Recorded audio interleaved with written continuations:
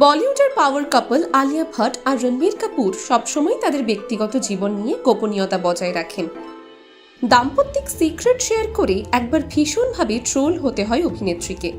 তারপর থেকেই এই গোপনীয়তা বজায় রাখা দম্পতির। কিন্তু কিছুদিন আগে এক সেলিব্রিটি শেফ আলিয়ার রান্নাঘরের একটি ভিডিও শেয়ার করেন। আলিয়ার কিচেনের এই ঝলক দেখে ভক্তরা তো বেজায় খুশি। নেটিজেনদের নজর কাড়ে ফ্রিজের কিউট অ্যানিমাল ম্যাগনেট আর একটি সুন্দর ফ্যামিলি ফটো। আলিয়া, রণবীর আর তাদের মেয়ে রাহার সেই ফ্যামিলি পিকচার দেখে সবাই মুগ্ধ। আলিয়ার রান্নাঘরের ডেকোরেশনও নজর কেড়েছে সবার। ডেকোরেশনের থিম খুবই মিনিমালিস্ট। ব্রাউন ক্যাবিনেটের সঙ্গে কন্ট্রাস্টিং দেওয়ালের রং বেশ মানানসই।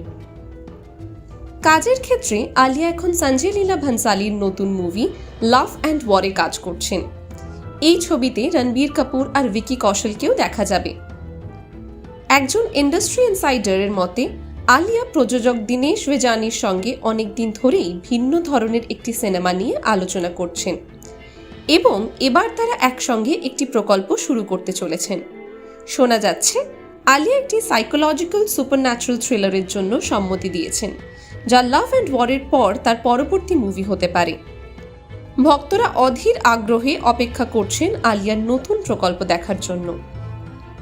টাইমস নাও খবর।